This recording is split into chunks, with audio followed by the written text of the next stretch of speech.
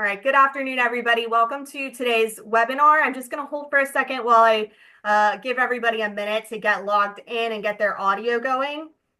So we'll just hold for a few seconds here. Okay, it looks like everybody who's logged in now is over with audio. So, all right, well, everybody, welcome to our webinar today. Thank you for joining us. For those of you who are regulars, welcome back. For those of you who are here for the first time, thank you so much for joining us. I'm just going to go over a few things for anyone who is new. If this is your first webinar with us, we can't see you or hear you during this class. So you're going to ask your questions by clicking on the Q&A box in your Zoom menu, and you can send your questions to me that way. I'll be monitoring them. In this class, we'll be holding the vast majority of the questions until the end. If you have anything that needs to be addressed during the class, I will do my best to address it if you're having tech issues or anything like that. Just let me know. Okay, I'm getting our chat set right now also so that y'all can chat with us.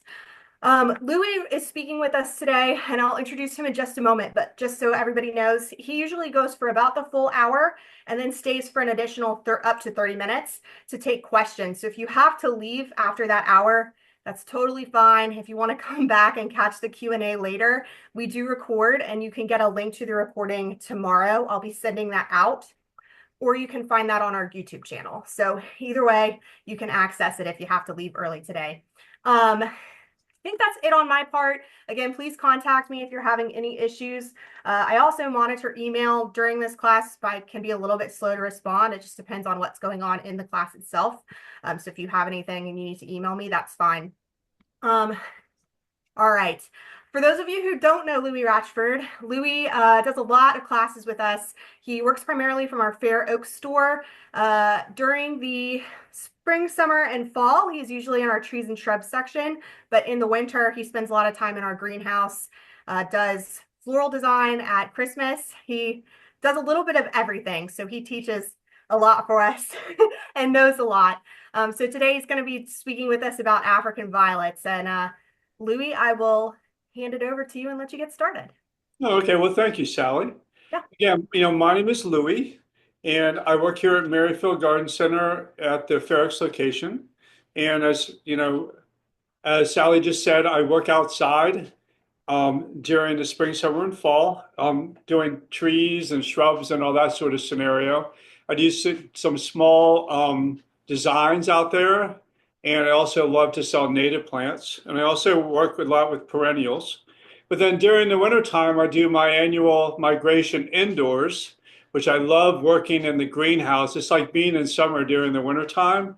I can look outside and see the snow, but inside it's almost like Florida. So, and one of the plants that I really love is the African violets. So today, for about an hour, we're going to talk about African violets. And by the end of the seminar, you'll probably know almost as much as I do. So let's get started on that.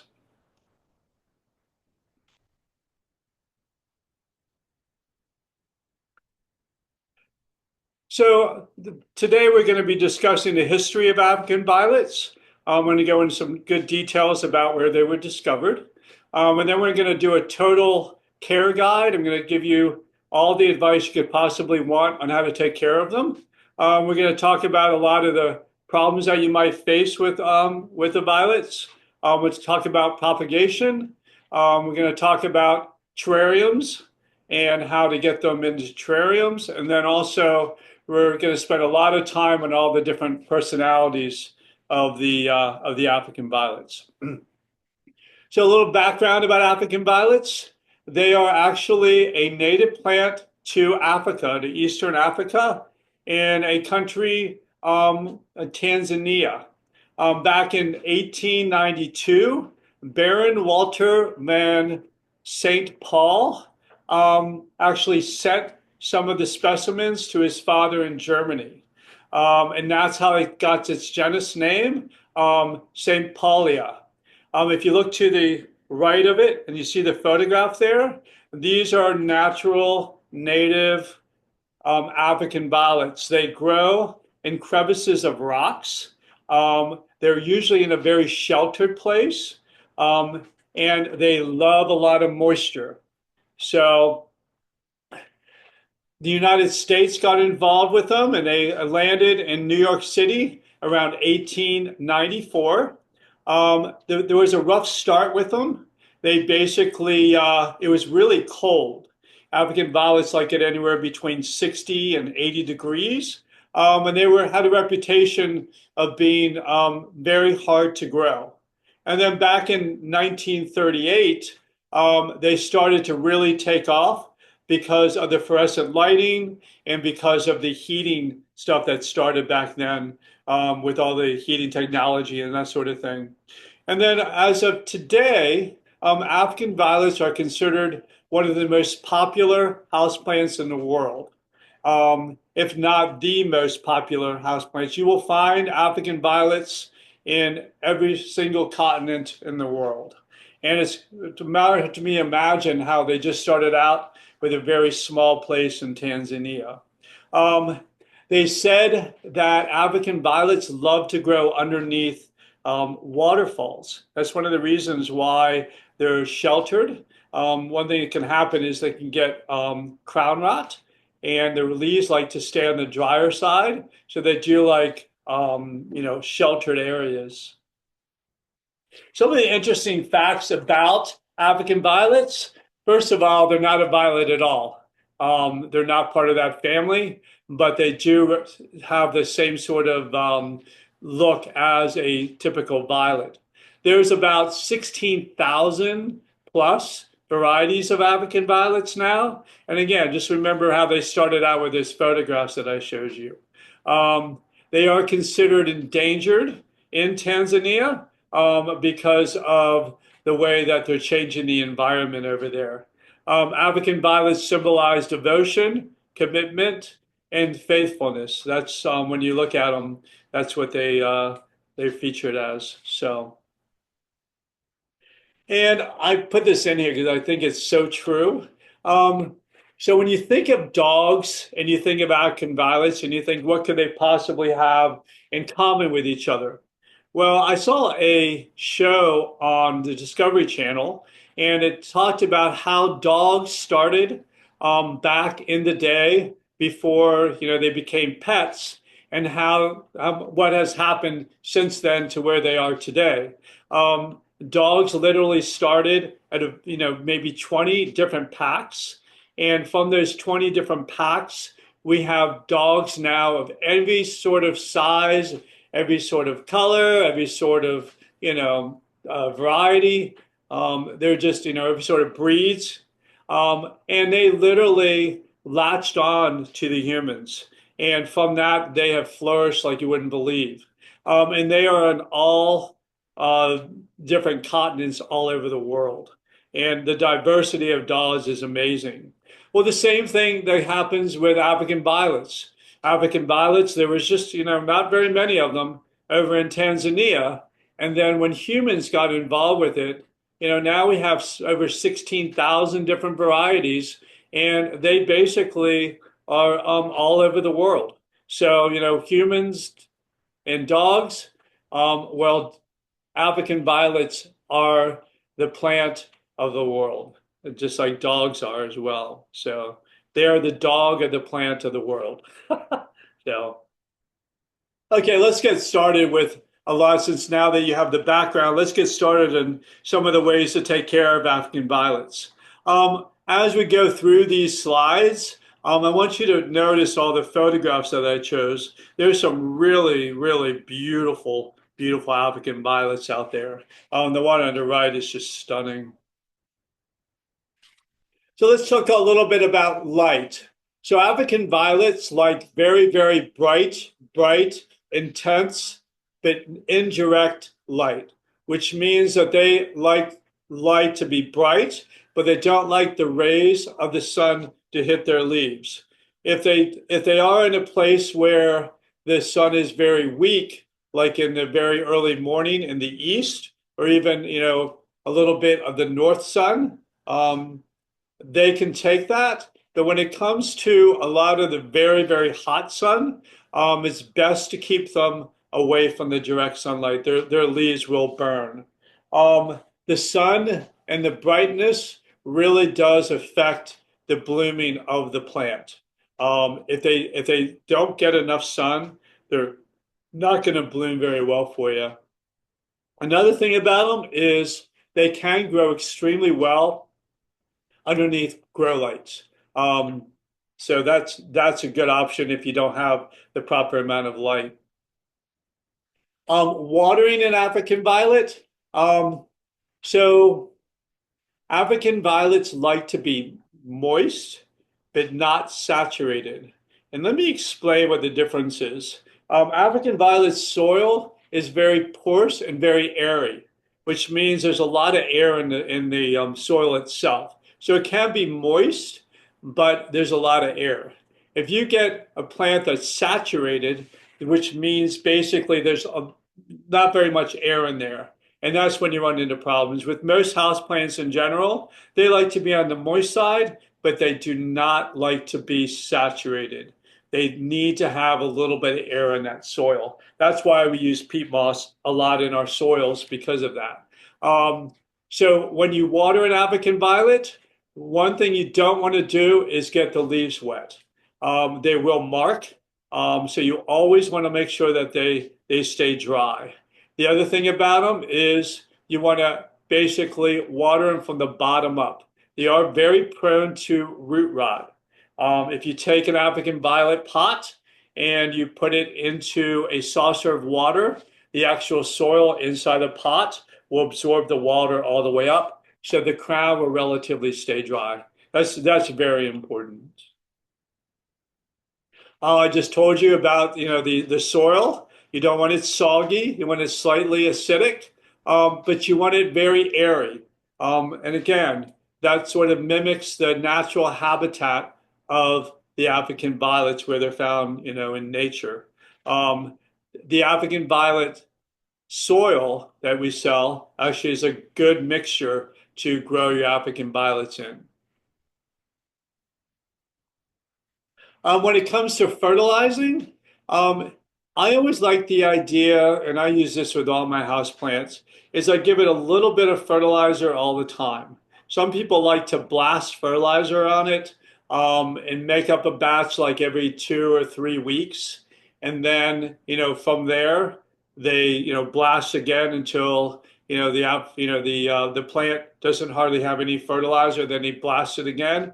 I like the consistency of giving a little tiny bit of fertilizer all the time. It's almost like us taking a one-a-day vitamin. Just have a little bit going all the time. Um, African violets basically are a flowering plant. So it's really important when you're looking at the different types of fertilizer is to get one that has a very large middle number. Middle number promotes a lot of flowers. Um, and again, there is African violet, you know, fertilizers out there. But take a look at the numbers on them when you do that. And I always suggest to make sure that you follow directions. Um, fertilizers in general can basically, if you use too much, you can actually burn the plant. So more is not better when it comes to fertilizer. So keep that in mind. That's a beautiful African violet there. I like the tips of it being that limey green. So just all over helpful hints about growing African violets. One of them is to keep them on the root bound side. Um, Again, their roots are very, very thin and can rot very easily. If you get them too saturated or they can't drink up enough water after you water them in a timely manner, then they will sit in water too long and they will actually rot. So they love to be root bound. Another thing is they like a lot of humidity. So I would suggest getting a humidity tray. And what I mean by that is to take a tray, put gravel in the tray, add water to it, make sure the water is below the gravel level because you don't want the pot, which is sitting on the gravel, to absorb moisture constantly. And basically, you'll have a nice humid and mimicking the natural habitat of an African violet. They like to be anywhere between 60 to 80 degrees. They don't like a lot of heat, especially during the summertime in the greenhouse. They're miserable in there. They like on the cooler side, and they like the same exact temperatures that we like. So they actually do well, in houses. The other thing is they don't like to be in drafts. They don't like air constantly being circulated around them. They will dry out a lot quicker that way, but they like to be airy. They don't like to be closed in. And the last thing about helpful hints is not to use any kind of spigot water. Spigot water has a lot of chemicals and everything in it. If you do have to use spigot water, I would suggest to let it sit out for 24 hours. I also suggest that you use water that's at room temperature more so than any kind of real cold water. Cold water shocks houseplants. The water like to be the same temperature as the room temperature. So, and again, on the right-hand side, there's a beautiful African violet. So some of the things, when you talk about African violets, the first thing that comes to mind is actually the flowers aspect of it. Um, so the leaves are beautiful, don't get me wrong, but the flowers are even better. One of the big deals about making sure that they flower is to make sure that the plant gets a certain amount of darkness, at least 8 hours of darkness. When a plant is in darkness, or the African violet, it actually promotes a florigen hormone. And that florigen hormone is one of the elements for making sure that it blooms. If you constantly have this thing in light day in and day out, it probably won't bloom for you. Another secret is, as I mentioned before, to make sure that it's a really bright area. If they do not get enough sun, they basically will leaf out, but they probably won't flower for you. Another option would be, temperature. If it's too cold, if it's in the 50s, or even if it's really hot, again, it probably won't bloom very well for you. And then the last one, which is probably one of the more common, is making sure that the fertilizer is right.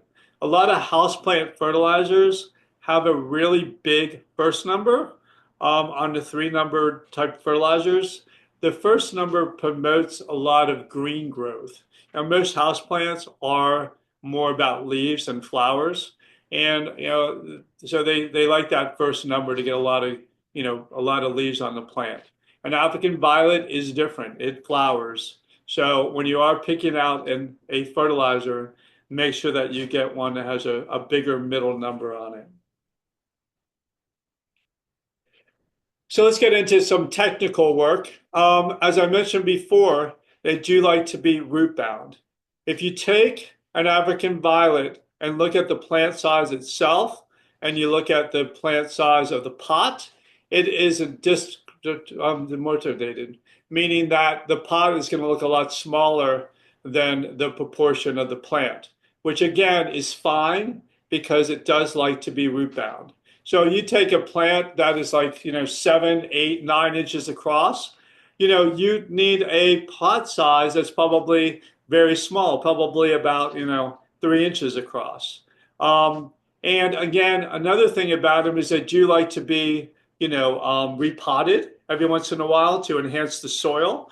You can always take an African violet, take it out, repot it into the same pot again, just to refresh the soil in it. You do not want to put African violets into really big pots because once they drink and they can't dry to that moist type thing, they will rot. Again, their roots are very thin. So, and again, they do love to be root bound. There is such thing as an African violet pot, and it's a pot within a pot.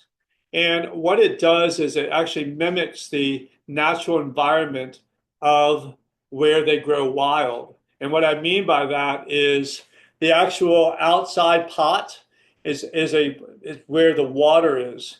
And then the inside pot has porous type of clay or something in there that water can go through, but at a very slow rate. So it keeps the soil relatively moist, but not saturated.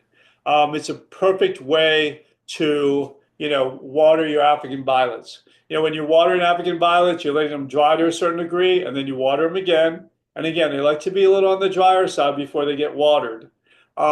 With this type of system here, they basically get that little bit of moisture all the time. So it's a really, it's a really neat thing to do, and you can just lift it up to see, if there's water in there or not. So let's talk a little bit about African violet problems.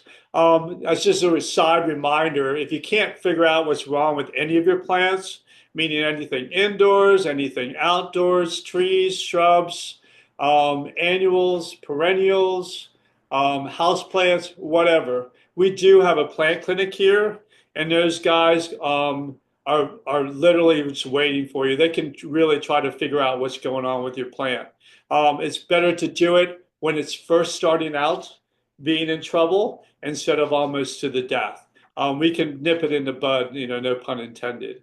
But some of the common African violet problems, one of them is leaf curl, and that's when the leaf kind of shrivels up. One thing about that is there's two symptoms for that. One of them is that it's too cold, and the other one is that it has too much sun on it and it's kind of burning it. When the leaves start to turn brown, one thing for that, and I mentioned this before, is to make sure that those leaves stay dry. If that water sits on a leaf, it will turn that area brown. So really do try to keep those things, as dry as possible. The other thing is too much fertilizer can cause the same problems. Make sure you read how much fertilizers are used. Again, more fertilizer is not better. Turning the leaves yellow, water shock with too much cold water on it would be one thing. And another thing, leaves kind of, get old over a certain amount of time. And it's pretty common for most plants in general that some of the older leaves do necessarily just fall off after a certain point. And one thing about droopy leaves and smushy leaves, that's when you run into a huge problem, and that's because of overwatering to a certain degree. It's better to underwater than to overwater as a general course. If you do consistently overwater your houseplants, they will start to get root rot, which is a fungus on the roots. And that fungus literally will start to turn black and it gets mushy and you can smell the rot in it. And it will travel through the root system all the way up to your plant.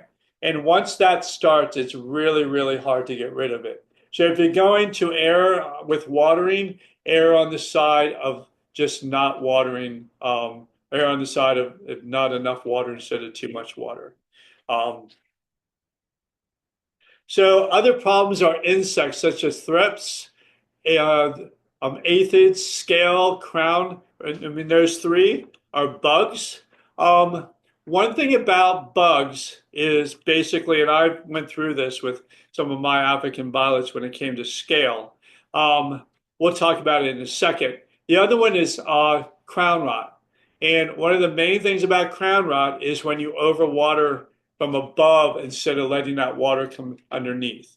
And you always want to plant a little higher than the surface around. It's almost like a coral bell. You want to keep that crown of that plant relatively above the ground and always dry. Mildew is a fungus that you can basically spray. All those things that I just mentioned can be preventable when it comes to the amount of surroundings on it. And what I mean by that is, the too cold, too much sun, water on the leaves, too much fertilizer, water shock, the dripping, overwatering. That's your behaviors that can fix that problem. When it comes to the insects, what I would suggest is to do an insecticide. I am not a big fan of insecticides. Insecticides actually go into the plant. And since we're not eating them and since they're not outside, I'm a big, huge fan of it. And I asked the guys down there probably what the biggest and best, systemic for houseplants, and it basically is the Bonide one. So if you do start to get, or you want to do it as a little maintenance type thing, putting a little bit of that in the soil will really help with, making sure that you don't get any of these insects on them. So let's talk about propagation. I love propagation on plants. So there's a couple ways to propagate African violets. One of them is by just taking a leaf and sticking it in water. It's really, really easy to do. Once it roots, then you put it into a very, very small pot.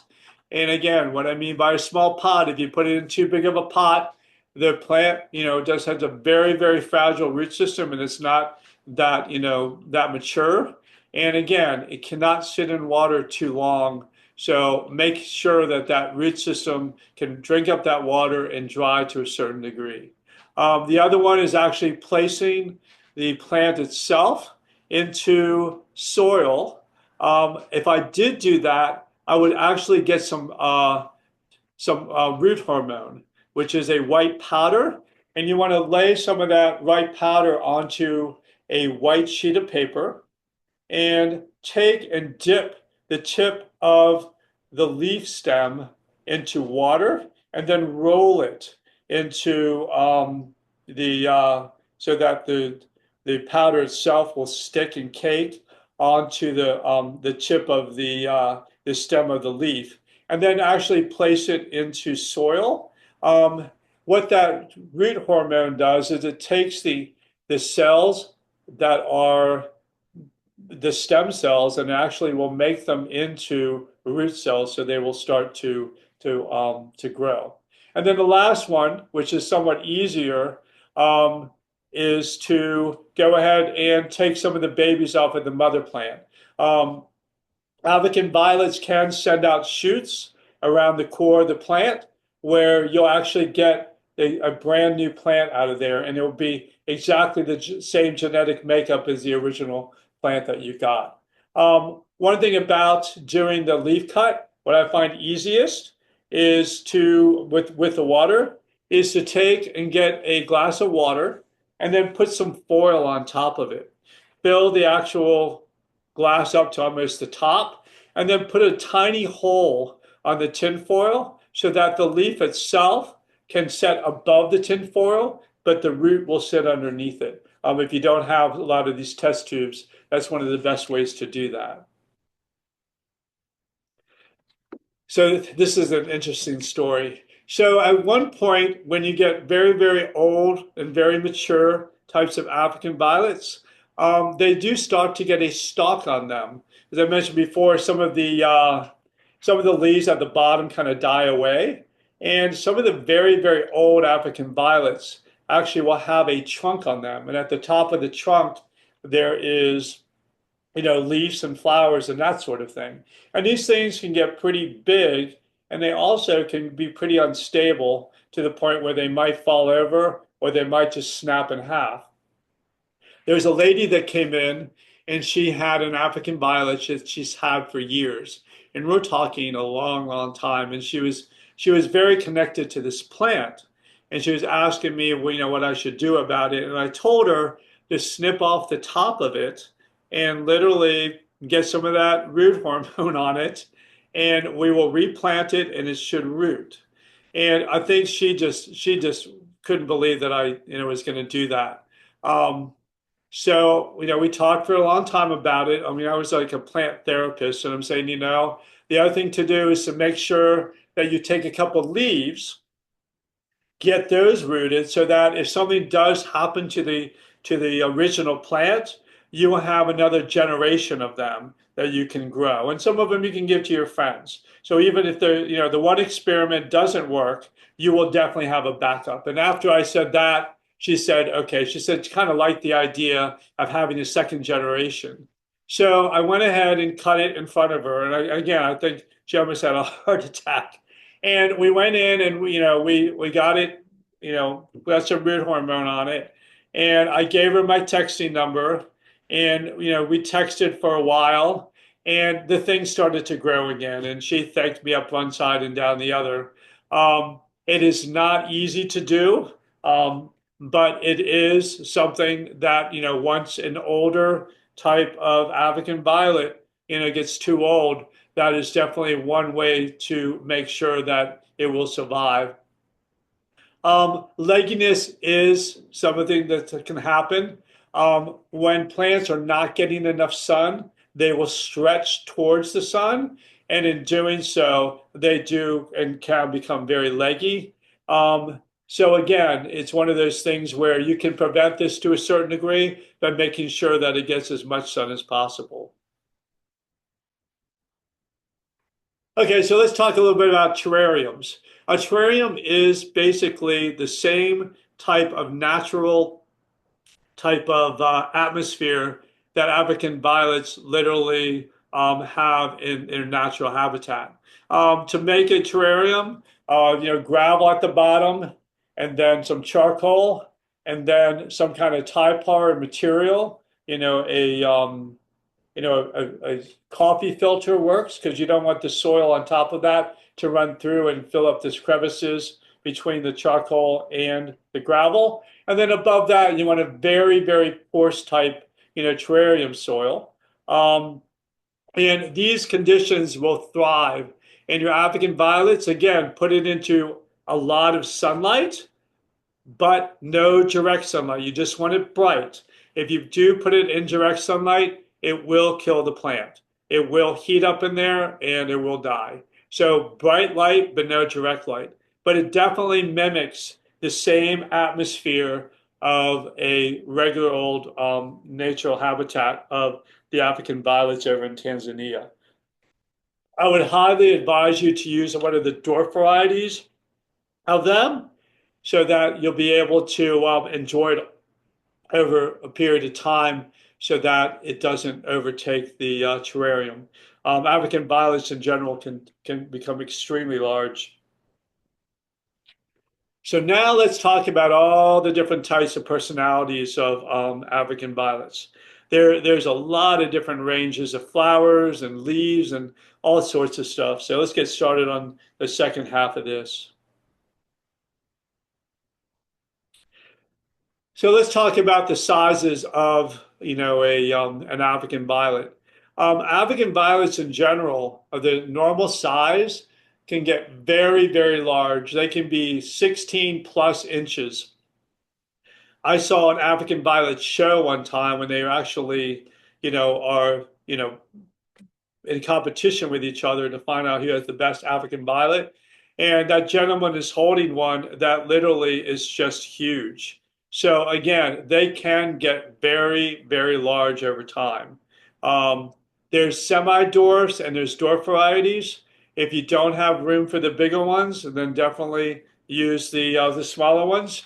I think the bigger ones are gorgeous, though. I think they're really pretty. And it does take a lot of time and a lot of effort to get into those really big sizes. You have to have like the perfect conditions for that. So there's tons and tons of different types of African violet flowers. The single ones are usually the ones that have a one layer of petals on them. And then you have the semi doubles. The semi doubles are literally where one of the petals actually overlaps the other one. Then you have the doubles, which are all four of those over there are doubles, which means that they literally have multi layers of petals on the flower. It's just almost like roses. Roses have, a single, and then roses also have the double blossoming ones as well. Then we have the phylid, which means that the actual what do we call it? The edge of the petals themselves are fluted, and I'll show you a couple of those. And there's some that are fluted as well. And then we get into the variegations, which you can have star types. There's all sorts of different ones. You can have variegated type of flowers and colors on them. We're going to be looking at a lot of different flowers on these. So these are the fluted ones. And they also, instead of being flat, they go in waves. And you can have those in the single ones. Excuse me. You can also have those in the doubles. The bottom right is basically a double. Excuse me. Also, at the very top on the right-hand side, advocate violets are known for their different shades of color, which is always fascinates me how you can go from white like into pink, and you never really see where there's an actual line, or you can have more bold different types of variegation where there is a line. There is one at the bottom middle where you have different color within there that actually looks like someone went in there with a paintbrush and actually just put little dabs of color in there. So again, these are magnificent flowers on these things. I love lime green edges on them. If you look at the one at the bottom right, you have the white, and then you have the purple, and then over time, the green comes out to start with, and then it kind of fades into it. So the inside is usually yellow, and that's where the reproduction aspects of them are. I never really understood about how to pollinate African violets. I don't know if they're sterile flowers, but they do tend to have both parts in them. So you might want to get in touch with the African Violet Society if you ever wanted to start pollinating them and getting original seeds on them. And then these are some of the more common ones. And again, there's magnificent amount of diversity when it comes to the flowers of a African violet. Now, one thing I want to mention to you is we do have African violet society in the area, and we do bring in a lot of the custom-made African violets or custom-made, custom-grown, very, very unique ones, like a lot of the ones that were on the slides at the beginning and the middle of the presentation. A lot of those are the ones that the society, the African society people love. When they come in and they always have this big list of ones that they don't have, and they look through our custom ones and see which ones they can get. I spent an afternoon one time, trying to learn the African violets down there last year. We got a big batch in, and I was just totally shocked about how many different varieties and how unique some of them are. By Googling their names, I came across, and that's one of the reasons why I like doing this presentation so much, is the diversity of these are just incredibly amazing. This just sums it up when it comes to the flowers themselves. If you actually, and I do this on a lot of my plants, that I get my phone camera and I zoom in very, very closely onto flowers. And for these, and almost some of them almost look like there's little crystals, little sugar crystals on the actual surface of the petals, which just totally amazed me when I zoomed in on it. But yeah, as I said, these are incredible. So the other aspect of the African violets are not necessarily just the flowers themselves, but the leaves. There's the plain leaves, the ovate leaves, the pointed, the serrated, the heart shape. There's all sorts of different types of African violet leaves, and we're going to get through some of those. Here's some of the more common ones. Again, one thing I like about them is that they're hairy. Um, and again, the hairs pick up on the little tiny bit of humidity that's in the air. So they actually pick up on that humidity and then form it into the leaf itself. They also have incredible amount of variegation. And there's variegation that actually can complement the color of the flower themselves. And what I mean by that, there's one further back that had like this dark burgundy flower, and the edge of it, and I'll show you it again. The edge of it actually is this dark burgundy color, and then the inside of it is a pink.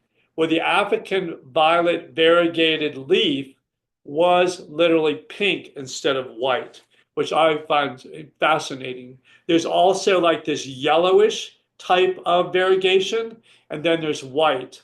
And again, the variegation can be around the tip where it's white, it can be speckled, or you can change it over that the actual edge of the leaf is green and the middle of it is variegated. So again, it's really a neat type of personality for these African violets. That's sometimes it's just not about the actual flower themselves, but it's about the leaf of it as well. A lot of them look really pretty even without the flowers on them. This is what I was talking about here. Um, there is a lot of different types of variegation with color, and some of those can complement the flowers really nicely. This one is almost pure pink with just a little bit of speckled green on there, which is amazing. There's also, and I've seen this, where the actual stems of the leaves can be a different color other than just green. You can see the haze of the pink on the stems of these leaves. So one thing I found really fascinating when I basically was doing research on this was that one of the space programs decided back in 1984, decided to take 25,000 seeds and place them in a spaceship and shot them off into space. And what they wanted to do, and they shot them off there for 6 years. Now, first of all, for myself, I was like, 6 years is a long time. And, it's amazing to me that after 6 years of going through space, that these things would actually sprout again. But they did. They wanted to test the anti-gravity and the cosmic radiation that would enhance maybe the African violets in general. And it was just so amazing to me that they actually chose out of every kind of plant out there that they chose the African violet. That goes for tells you a lot about it. And so when they came back, they actually planted them up, and they wanted to see what kind of changes that occurred within the plant that was caused by the gravity, the anti-gravity, and the cosmic radiations. And they were incredibly surprised about some of the results that happened. One of them was beforehand you had flat leaves, and the leaves were not wavy at all. So a lot of the African violets that you see today basically have waves. They have fruited, they're scalloped, there's rippled leaves. So they get all sorts of different types of personalities on those leaves and the flowers themselves. So the personalities just took off. A lot of the ones that you see now are the results of what happened with those 25,000 seeds that went off into space. Another thing that's interesting is the flexibility and the durability of the actual foliage itself. And what I mean by that is when you take an African violet, it's very stiff and it doesn't want to move at all. Once they started to grow, they realized that they became a lot more flexible. Probably one of the biggest things that I thought was beforehand, they literally, most of the African violets basically had one stem with one flower on it. And then all of a sudden now you have one stem that can have multi-flowers on it, which is just huge when you think about it. You can get big, huge clusters of flowers on just one stem. The other thing is the size of the plants. They became 30 to 50% bigger than the norm that you would basically see on an African violet with these space violets. So I found this to be such an incredible surprise when I was doing research on this. So towards the end, I would like to talk to you a little bit about some of the varieties. I told you that, we do get the custom ones that come in. And again, I would, make sure that you bring in your, we don't have a batch out there now. We have very few of them, but we should be getting a lot more of these varieties in. We do try to get a lot of African violets in during the wintertime because of the way that the season is, and its greenhouse is a little bit more cooler than during the summertime. So one of them is called Rob's Gondoro.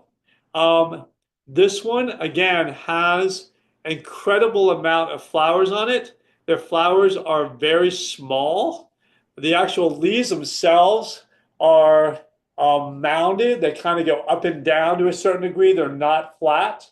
And it looks like there's just rivets of flowers going between all the leaves on this thing.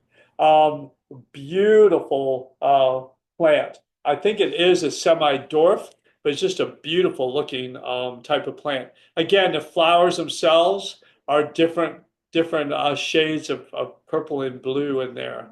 A lot of these flowers, when they come out, are one color, but then as they mature, they turn into other colors. A lot of perennials are like that as well. Another one is Harmony's Glacier. The neat thing and why I chose this one is, first of all, is I like real muted color. I'm not a big bold type, person that likes a lot of bold. I like muted things. This comes out with a yellow type of bud on it. And then as it evolves, it comes out as white. And then it looks almost like the actual flower itself has this blue haze to it, almost like it's getting cold. It's a beautiful, beautiful looking flower. Cabbage Patch. So there's a friend of mine that works here who's his African violets all about Cabbage Patch. This one is saying, as you can tell with the actual flower itself, at the outside of it is yellow. Looks like these hands are actually holding on to the bud, these little fingers. If you look carefully, you can see that there's variegation on the leaf itself that actually complements the bud. And then as this thing matures, it opens up into an incredible rose with the inside of it being a very dark type of pink. And then it's fluted around the outside and riffled and all over in different directions as a double blossoming type of African violet. The other thing neat about having more than one flower on the stems is they do bloom at different times. So you'll get an extended amount of flowers on there. Jolly Sunburst is basically, I just like the name of that plant. It has a solid yellow in the middle, but the other neat thing about it is the way that the leaves are on this. They almost look like waves with the serigation on the sides of them. It's a beautiful looking type of African violet. And this is the one I was talking about. That pinkish white variegation with that pink type flower, that the edges are a dark burgundy color, is just stunning. And I love the way that the actual layers of the African violet come out, one on top of the other. It's almost like a mounding form with those flat leaves. It just makes a very, very stunning type of African violet. This one's called Buckeye Cranberry Sparkler. I think we have a neat job to be able to actually name these African violets after they're discovered. So this one here is just, it looks to me like it came from space. Altamira Evergrace. The edges are fluted a little bit, and having that lime green on there, it's just really beautiful. So, and then the Buckeye Subdistris, again, is just amazing the way that variegation is on the leaves, and how you have that double blossoming purple flower with a little bit of white in it.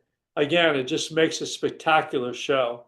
I used to just love this plant.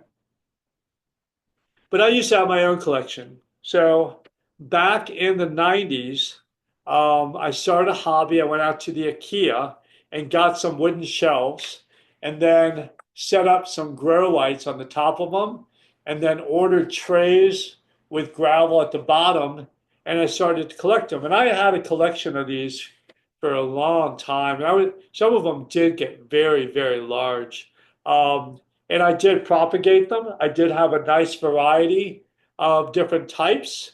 There are different ones I got here at Merrifield.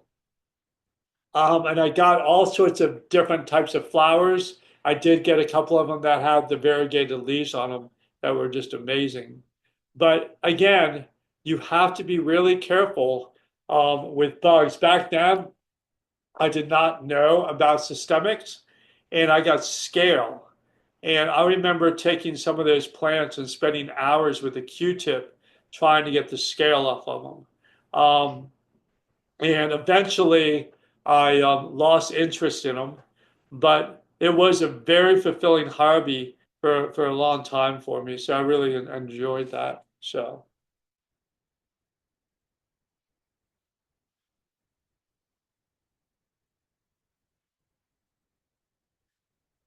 and we do have a couple in the greenhouse right now. We are going to probably get a lot more in. We do have some nice varieties actually that came in today. Probably one of my favorite things, and I actually collect a lot of ferns. I tend to like hairy plants, and African violets they do fit that category. So, is there any questions that we can talk about right now with the African violets?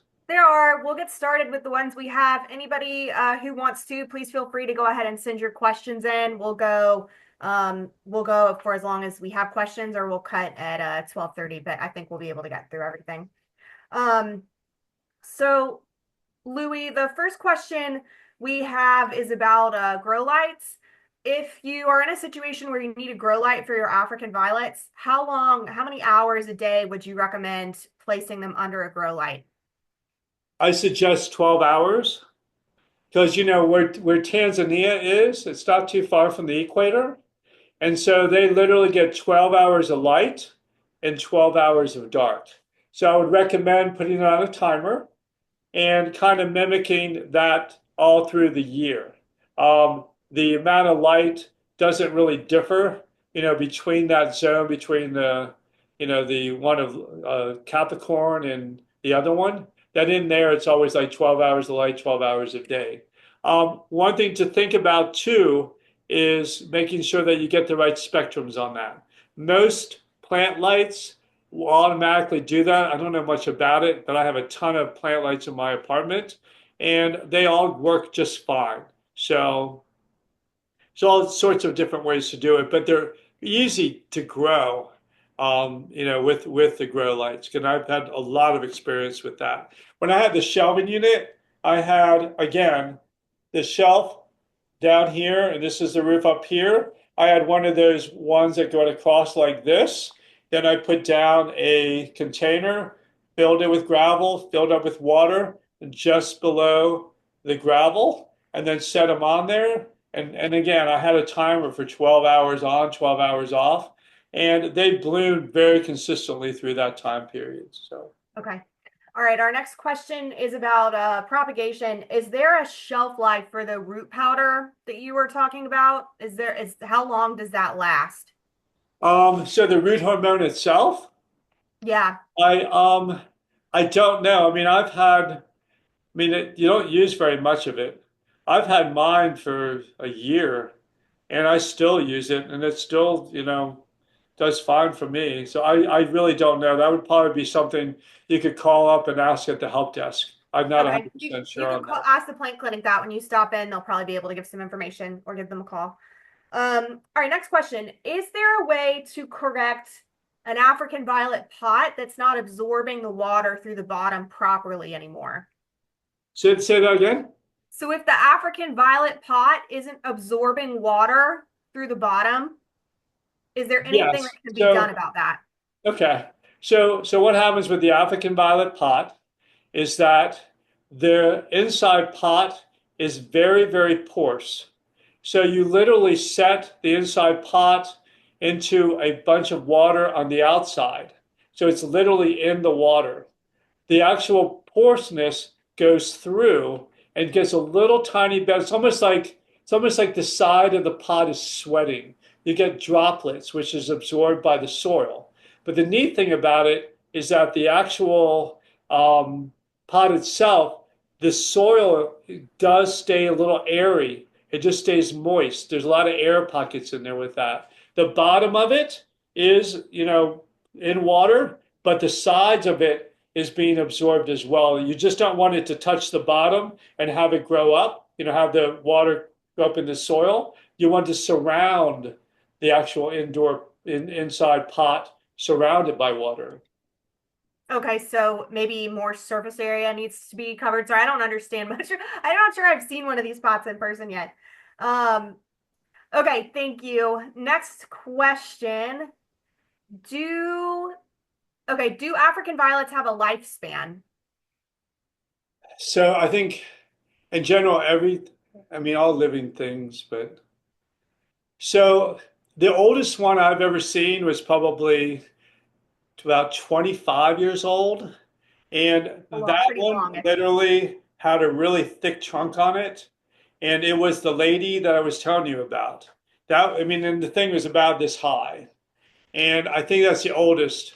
You could probably Google that and find out. But again, I have plants in my house. I have a very small apartment. And, these things get big over time.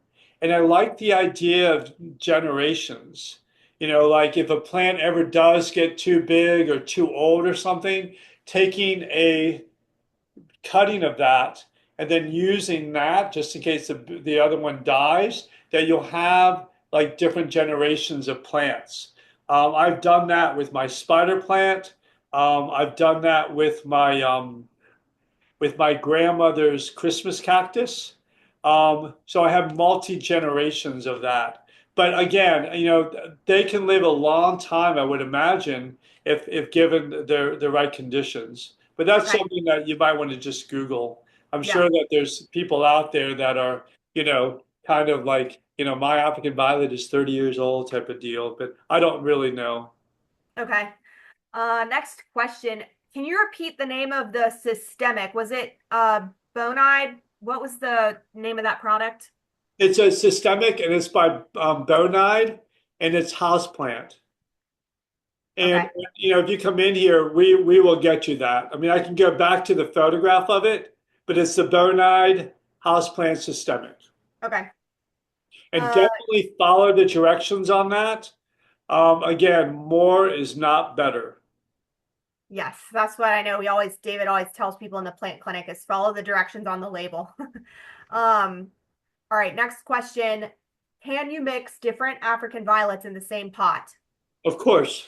Yeah, I mean, I think that's a great idea. We do have some down there right now that have different colored ones in the same pot. It can be a very, very attractive type of deal.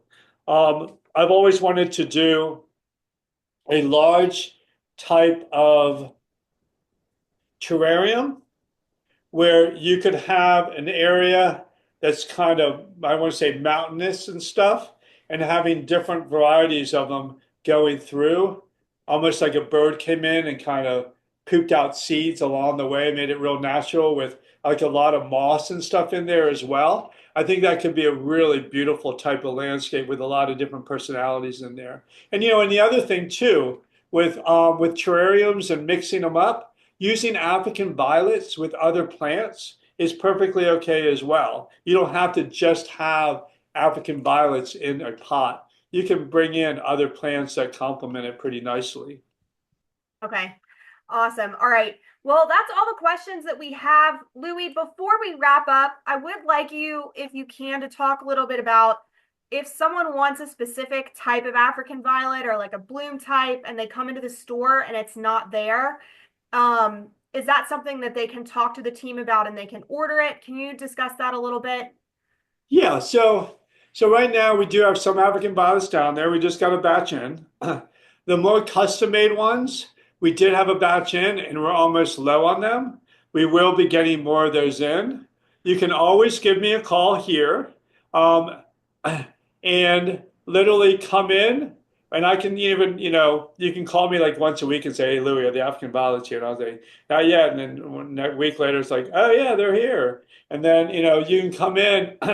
It's so much fun to come in. I mean, I'm not a big electronic guy, but coming in, there's like 30 varieties that have come in, and you literally look at them, and they're younger plants, and you don't have any idea what they're going to turn out like. And then by Googling them, you can learn, all their different personalities and what to look for in them. Um, and it's amazing to me how you can see what this small little plant is going to turn into. As I said, the one time we got a lot of them in, and I went out there and just started Googling them, and I was just shocked. Some do come in with flowers on them, and once they start to flower, they flower pretty consistently for a while. So, but we can always take your name and phone number as well, and then even call you, when they come in, so that you would have a first dibs, if you will, on some of the newer varieties and some of the custom made ones. Okay, thank you. All right. Let me just type this out.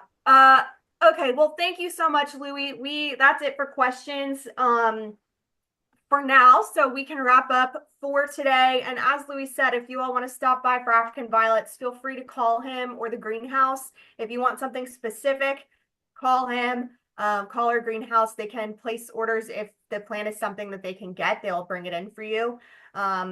Or you can just come and check everything out because we have so many varieties and pick one from those. Oh, thank you. Sylvia and Blake say hi, Louis. You did a design for them a few years ago. All right. So just want to let everybody know if we will be following up with an email tomorrow with the recording and a coupon for you all, which you can use to come in and shop at the store. And please feel free to send me an email if you have any questions. My email will go out with that. And I'd be happy to follow up with you, as would Louis or the Plant Clinic. So, Louis, do you have anything you want to wrap up with? Yeah, I mean, I had an enjoyable time doing this. I really do like African violets, so it's Yep. always a pleasure to have a seminar. All righty. Well, thank you so much, Louis. I'll talk to you later and we'll see you all at our next class. Have a good Bye, afternoon. everyone.